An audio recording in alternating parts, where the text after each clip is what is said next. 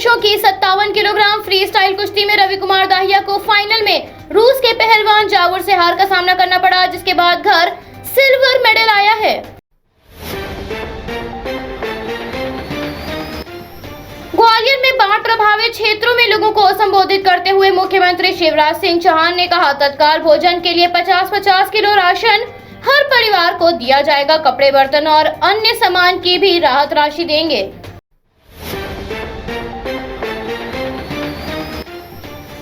स्वर्गीय जनेश्वर मिश्र की जयंती पर सपा द्वारा पूरे उत्तर प्रदेश में साइकिल यात्रा निकाली गई, जिसे लेकर सपा प्रमुख अखिलेश यादव ने ट्वीट करते हुए लिखा, स्वर्गीय जनेश्वर मिश्र की जयंती पर सादर नमन। और उन्होंने संपूर्ण उत्तर प्रदेश में सपा की अभूतपूर्व साइकिल यात्रा के लिए उत्तर प्रदेश के सभी सपा समर्थकों, कार्यकर्ताओं और नेताओं को हार्दिक बधाई दी। पश्चिम बंगाल की मुख्यमंत्री ने कहा, गुजरात, उत्तर प्रदेश, कर्नाटक को पर्याप्त मात्रा में टीके मिले हैं। मैं भेदभाव नहीं करती, जनसंख्या के घनत्व के अनुसार बंगाल को कम टीके दिए गए हैं। उत्तर प्रदेश के उप मुख्यमंत्री केशव प्रसाद मौर्य ने प्रधानमंत्री गरीब कल्याण अन्न योजना के तहत प्रदेशवासियों को बधाई दी और साथ ही प्रधानमंत्री को धन्यवाद किया। इस योजना के तहत लाभार्थियों को मुफ्त अनाज वितरित किया गया। पेगासस प्रोजेक्ट, मीडिया रिपोर्ट सहित विभिन्न मुद्दों को लेकर विपक्षी दल द्वारा संसद में हंगामा किया गया, जिसके बाद राज्यसभा की कार्यवाही को 11 बजे तक के लिए स्थगित कर दिया गया।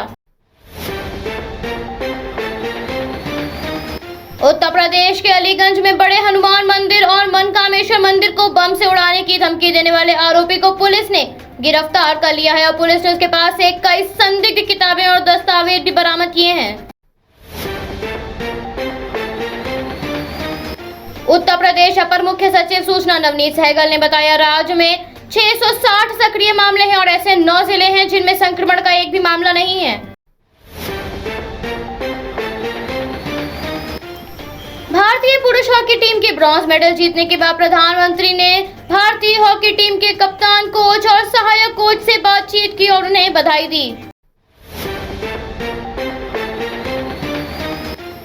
मुख्यमंत्री नवीन पटनायक ने राज्य के टोक्यो ओलंपिक के पुरुष हॉकी खिलाड़ी अमित रोहिदास और वीरेंद्र लाकड़ा के परिवार के सदस्यों से बात की।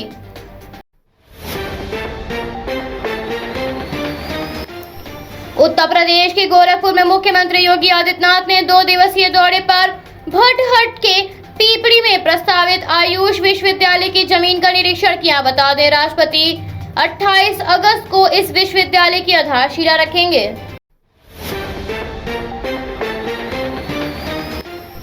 आम आदमी पार्टी के कार्यकर्ताओं ने विरोध प्रदर्शन करते हुए भाजपा पर निशाना साधते हुए कहा, भाजपा की आस्था मंदिर बनवाने में नहीं बल्कि मंदिर के नाम पर इकट्ठा हुआ चंदा चोरी करने में है। चंदा चोरों को जेल भिजवाओ, श्री राम के मंदिर को जल्दी बनवाओ।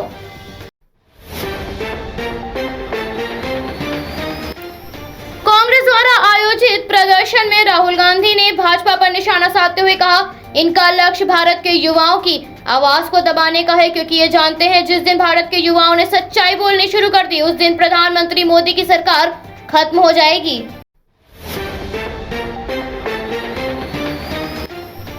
बसपा प्रमुख मायावती ने जनेश्वर मिश्र की जयंती पर श्रद्धांजलि अर्पित करते हुए कहा, उनके नाम पर लखनऊ में जो पार्क है उसे बीएसपी सरकार ने बाबा साहेब डॉक्टर भीमराव अंबेडकर के नाम पर बनवाया था, लेकिन सपा ने जातिवादी सोच और द्वेष के कारण इसका नाम भी एक जिले की तरह बदल दिया। ये कैसा सम्मान है। कांग्रेस नेता राहुल गांधी ने टोक्यो ओलंपिक में भारतीय खिलाड़ी रवि दाहिया को सिल्वर मेडल जीतने की बधाई दी। भारत द्वारा अलगा द्वीप पर हवाई पट्टी बनाने की योजना पर मॉरिशस ने इनकार करते हुए भारत को अलगा द्वीप पर सैन्य ठिकाना बनाने की इजाजत नहीं दी, जिसे लेकर सरकार के एक अधिकारी ने कहा, दोनों देशों के बीच इस तरह का कोई करार नहीं हुआ है। टोक्यो ओलंपिक में भारतीय खिलाड़ी रवि दाहिया द्वारा भारत के लिए सिल्वर मेडल जीतने पर ट्विटर पर #silver1 पर, #रवि दाहिया नंबर 2 पर और #रेसलिंग नंबर 3 पर ट्रेंड करता हुआ नजर आया। केंद्रीय मंत्री ज्योतिरादित्य सिंधिया ने अरुणाचल प्रदेश में मुख्यमंत्री पेमा खंडू से मुलाकात की, जिस दौरान दोनों के बीच राज्य में विमान सेवा स्थिति व संबंधित अधोसंरचना के विषय में चर्चा हुई।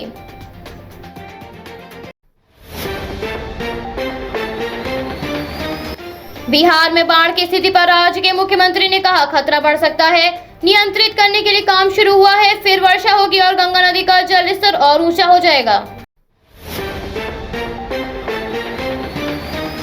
जम्मू कश्मीर से धारा 370 के 2 वर्ष पूरे होने पर जम्मू में भाजपा में जश्न मनाया गया, जिसे लेकर भाजपा नेता रविंद्र रैना ने कहा, 5 अगस्त 2019 को विभाजन की धारा 370 को केंद्र सरकार ने खत्म कर राष्ट्र हित में बड़ा निर्णय लिया था। आज जम्मू कश्मीर में हर जगह तिरंगे झंडे लहरा रहे हैं।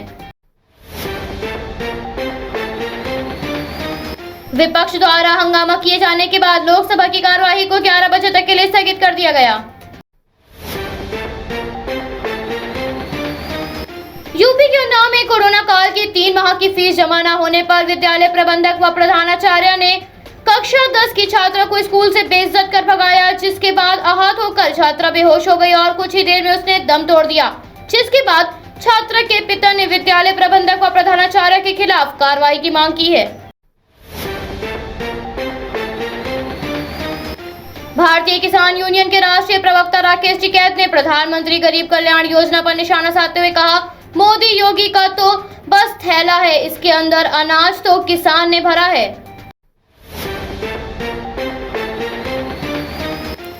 नोबेल पुरस्कार विजेता अभिजीत बैनर्जी ने कहा, सबसे बड़ी परेशानी ये है कि केंद्र देश को पर्याप्त मात्रा में वैक्सीन उपलब्ध नहीं करवा पा रही है और यदि ऐसा होता तो ये दावे उत्पन्न नहीं होते।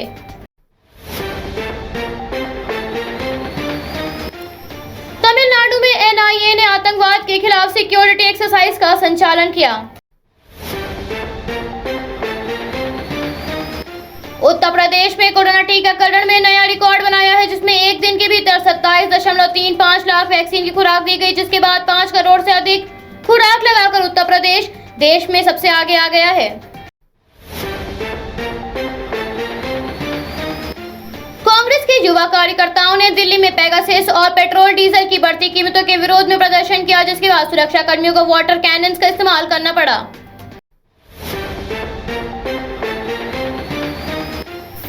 हरियाणा में कैबिनेट की बैठक में कुछ निर्णय लिया गया है। बता दें, अब जमीन की अदला बदली पर स्टैंप ड्यूटी नहीं लगेगी, इसके अलावा 5,000 रुपए देने होंगे।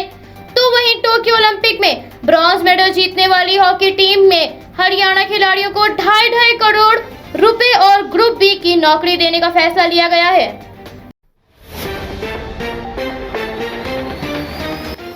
पश्चिम बंगाल की मुख्यमंत्री ने कहा, राज्य में दुर्गा पूजा के बाद स्कूलों को खोला जाएगा।